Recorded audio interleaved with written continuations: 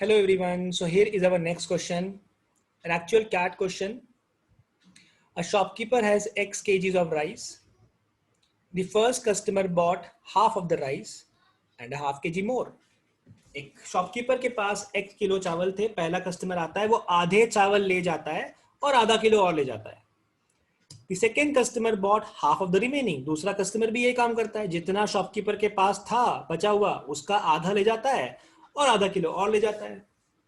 Third customer भी same repeat करता है कि जो बचा हुआ था उसका आधा और आधा किलो और फाइनली शॉपकीपर के पास कुछ चावल नहीं बचते, नो राइस. तो which of the following best describe the value of x.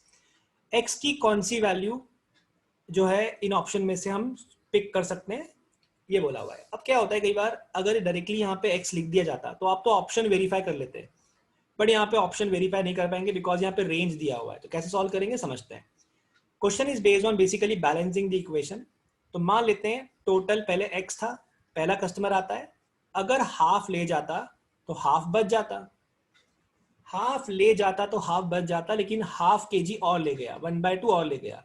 तो जो रिमेनिंग होगा शॉपकीपर के पास, ये पहला कस्टमर ले गया, तो जो बचा होगा वो हाफ से हाफ केजी कम बचा होगा. तो लेफ्ट साइड अगर मैंने प्लस किया है तो राइट साइड मुझे माइनस करना पड़ेगा, तभी तो बैलेंस रहेगी इक्वेशंस, राइट है ना. बिकॉज अगर आधा लेके जाता तो आधा बच जाता, लेकिन वो तो +1/2 ले गया, तो राइट साइड से -1/2 करेंगे तभी तो इनको ऐड करने से वापस मुझे x मिलेगा, तभी तो मेरी इक्वेशन बैलेंस होगी, राइट. तो इतना समझ में आ गया कि अगर x/2 ले जाता x/2 बच जाता, लेकिन +1/2 ले गया तो -1/2 बच जाएगा. अब दूसरा कस्टमर आया, अगर वो इसका हाफ ले जाए तो इसका हाफ ले जाता तो x/4 -1/4 ले जाता, तो इसी का हाफ बच भी जाता, लेकिन कस्टमर तो आधा किलो और ले गया है, तो इसका मतलब है आधा किलो कम कर देंगे यहाँ से, तो इतना रिमेनिंग बच रहा होगा, राइट.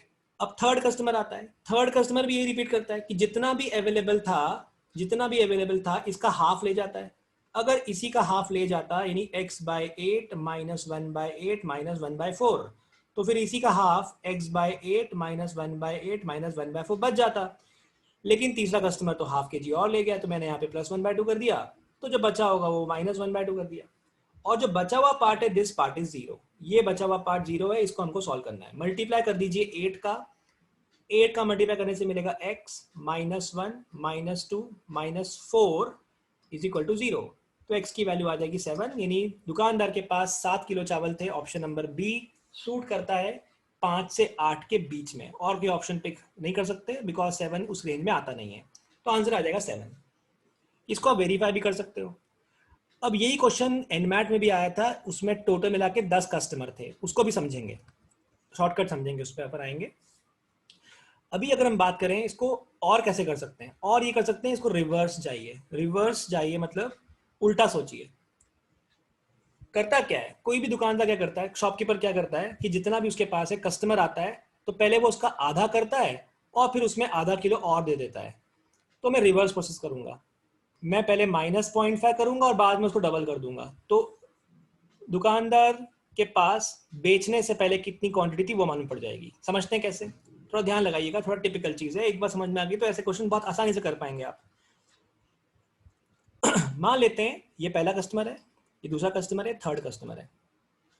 थर्ड कस्टमर क्या ले गया पता नहीं, लेकिन अगर अगर यहां मैंने बॉक्स बना दिया, ये शॉपकीपर के पास जितना भी रिमेनिंग था पहले उसने हाफ ऑफ किया होगा, ठीक है, हाफ ऑफ कर लिया, और फिर दुकानदार से 0.5 और ले लिया, क्योंकि आधा आधा करता है और आधा किलो और ले जाता है. ऐसा करने से दुकानदार के पास कुछ भी नहीं बचा.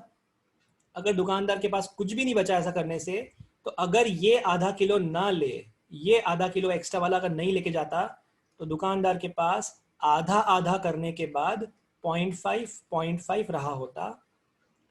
इसका मतलब है शॉपकीपर के पास थर्ड कस्टमर को देने के लिए पहले से ही 1 किलो था, है ना, क्योंकि 1 किलो का हाफ कितना होता है 0.5, और जब 0.5 और ले लेता है तो कस्टमर लेके चला गया 1 किलो और दुकानदार के पास कुछ भी नहीं बचा, 0. यानी रिवर्स प्रोसेस करनी है, पहले 0.5 माइनस करना है शॉपकीपर के हिसाब से, और फिर ये आपको 2 यहाँ पे मल्टीप्लाई कर देना है. मतलब अब क्या करेंगे, अब ये जो दूसरा कस्टमर था इसके पास जो गया उसके पहले दुकानदार के पास जो भी अमाउंट था पहले उसको हाफ हाफ किया गया और बाद में 0.5 और दे दिया गया। तो अगर 0.5 अगर मैं वापस कर दूं तो यहाँ हो जाएगा 1.5 और 1.5 का डबल हो जाएगा 3। मतलब दुकानदार के पास 3 किलो था सेकेंड कस्टमर को देने से पहले। इसको भी वेरीफाई कर लेते हैं कि अगर उसके पास 3 kg था तो 3 kg का हाफ कितना होता है? 3 kg का हाफ होता है 1.5, 1.5 और 0.5 अगर यहाँ आ गया तो दूसरा कस्टमर 2 किलो ले गया और अब उसके पास 1 kg बचा हुआ था। बिल्कुल सही बात है, 1 kg बचा हुआ था।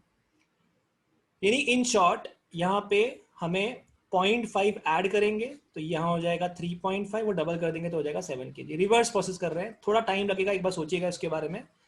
तो 7 kg हमारा आंसर ऐसे भी मैच कर सकता है।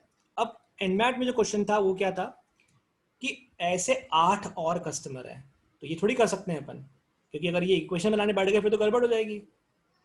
तो अब ध्यान से देखिए, जब 3 कस्टमर थे तो पहला कस्टमर हाफ हाफ ले जाता तो 3.5 ले जाता, लेकिन 0.5 और ले गया यानी 4 kg ले गया, 3 किलो बच गया। फिर दूसरा कस्टमर आया, दूसरा कस्टमर हाफ हाफ ले जाता यानी 1.5 लेकिन 0.5 और ले गया, मतलब 2 किलो ले गया, 1 किलो बच गया। और तीसरा कस्टमर अगर 1 का हाफ ले जाता यानी 0.5 बच जाता तो 0.5 एक्स्ट्रा ले गया यानी 1 kg ले गया, शॉपकीपर के पास कुछ भी नहीं बचा है। तो टोटल कितना है? 1 2 4। 3 कस्टमर है तो 1 2 4, 4 होते तो 1 2 4 8, 5 कस्टमर होते तो 1 2 4 8 16। तो क्या समझ में आ रहा है? It's simply the summation of all these number. इनको ऐड करने का फंडा होता है 2 की पावर में n -1, जितनी टर्म्स है वो लगा दीजिए -1। 3 कस्टमर है, 2 की पावर 3 -1, 7 kg इसके पास रहा होगा। तो एनमैट में जब ये क्वेश्चन आया था उन्होंने एक्सपेक्ट किया था कि कैट के क्वेश्चन पे आपने रिसर्च करी होगी।